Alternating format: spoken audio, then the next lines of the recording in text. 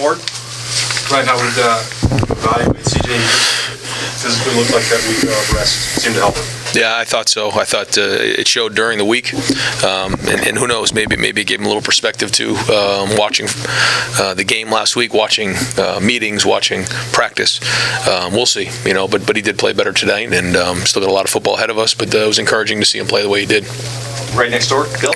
Ryan, on the near interception that CJ threw, it looked like you were telling him you wanted him to come back to Jeremy there on that in-breaking route. You were holding up the number one at him. Then he comes back and he throws a touchdown to Chris on the next play. I'm just wondering how you coach that, because he made a mistake and then he made it maybe one of the better plays he's made all year. So how do you balance that? Without getting into too many specifics, that was not the right read.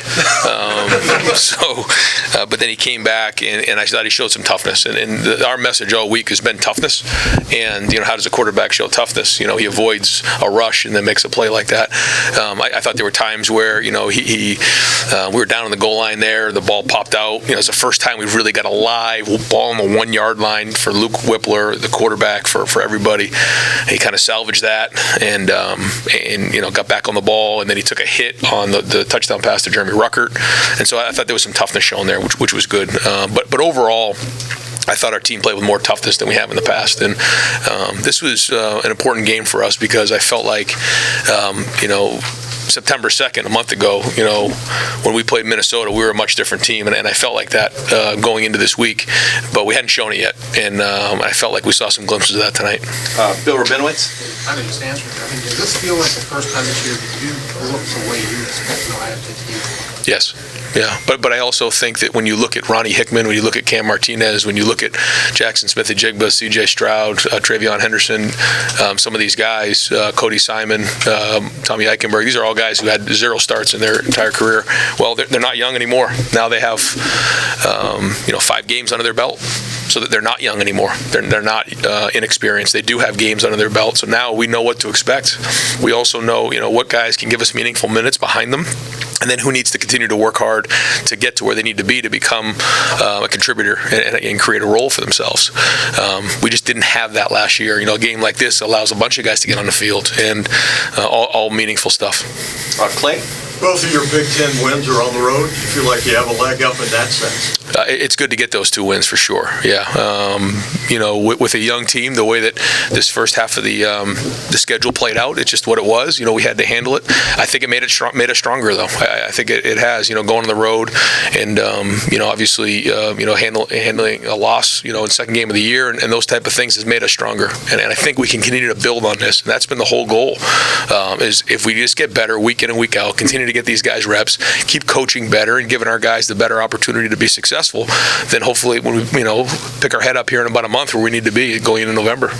Right behind him, Nathan Baird. You kind of transitioned from just looking for defensive players who could get the job done, so now you got these young guys who are out there actually making plays. Right. How is that sort of changing just, I guess, the whole vibe around the team, the confidence the whole team has? Yeah, I think you can see that. It's just a bunch of guys who are now maybe expecting to make plays. Before, I don't think they were just trying to get lined up, and everything they were doing was for the first time. So I thought the defensive staff did a good job this week with the plan. I thought they mixed up the looks. I thought we created disruption in the backfield, and then we were able to create some turnovers. I thought you have to play well early in conference games like this, especially on the road, to hopefully take the crowd out of it. And I thought the play that Cam Martinez made was a big play, and then a couple plays later we scored the touchdown with Travion, and that kind of got us going. Obviously, the pick by Denzel was big. Overall, though, the special teams, Greg does a great job, with special teams. And so Parker Fleming, I thought, had a really good week of work preparation-wise, got our guys locked in. And, overall, we were prepared to play this game on special teams. So hats off to him and the guys. And Cam showed up in that spot right there, which was big. Right there in the front row, Dan Hope. Yeah, Ryan, you had said a couple weeks ago, and people were asking a lot of questions about the quarterbacks, but what you had seen from CJ in practice and how that gave you a lot of confidence in. Was what we saw from CJ today more of what you had seen from CJ in practice? Yeah, I would say so.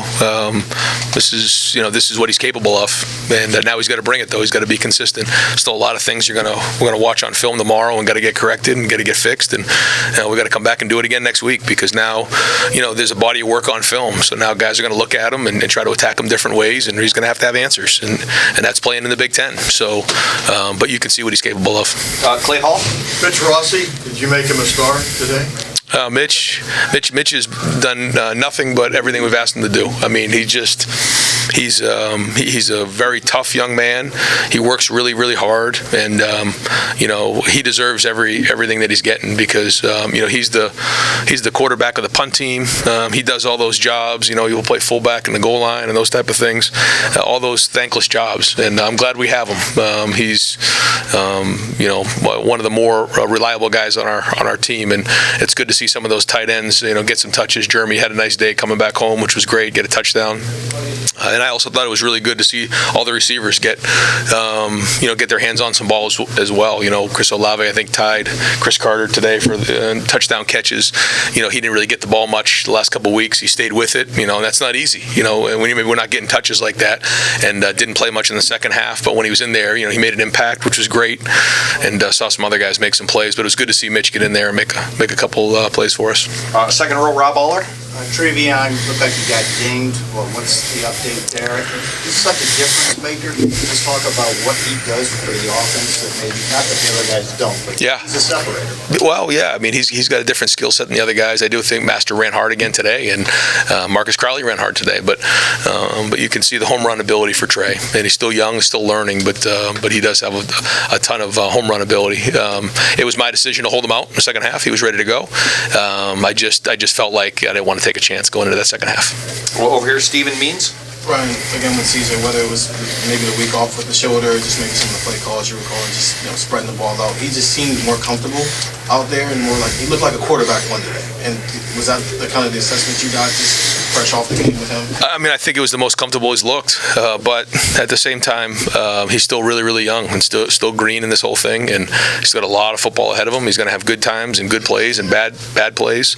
But he didn't, like you said, he didn't get rattled. Like he had a couple plays that maybe didn't go his way, but then he came right back and continued to make plays. But I think it really goes to the preparation we had this week, and he's got good players around him. He's got a good offensive line. These guys did a good job of giving him time back there. He wasn't really pressured all that much, and the receivers made big plays. Even the one catch, I think it was the first play of the drive. Chris, catches the ball and kind of toe taps on the sideline, an unbelievable play, and then that gets us going. But those are the kind of things that help a quarterback when he tries to get his rhythm going during the game. That exact play where he's rolling out, kind of by something. Was he doing that? Have you seen that progression?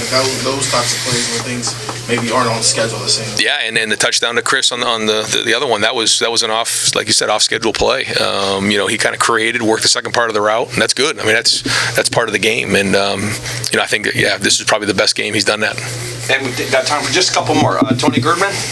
Right, aside from the getting better physically, how did you see CJ put that week off to how did you see him? Yeah, okay. I don't know. I think that he's more healthy, and he came in really, really well prepared. And the guys around him helped him too. But when the defense is playing the way it is, and you just play with more confidence. And I thought we played better team football today. But again, maybe it gave him a little bit of a perspective coming back. I don't know. But good preparation this week. And final question, Rob. Go ahead. How much is patience a part of this, both as a coaching staff? Even just, you guys kind of maybe unfairly were like off the rails early, but did you see that as a fair assessment? And is patience part of it as a coaching staff? Well, in an area where patience is not allowed, and I think that, but I understand that, and I know that, and have, a bunch of talks with a lot of people, and one of them is Gene Smith, and he said just that right there. You have to be patient. You have to continue to, work some of these younger guys in, and this is a unique team, and you have to, we're doing things the right way, and we know that we're recruiting great people.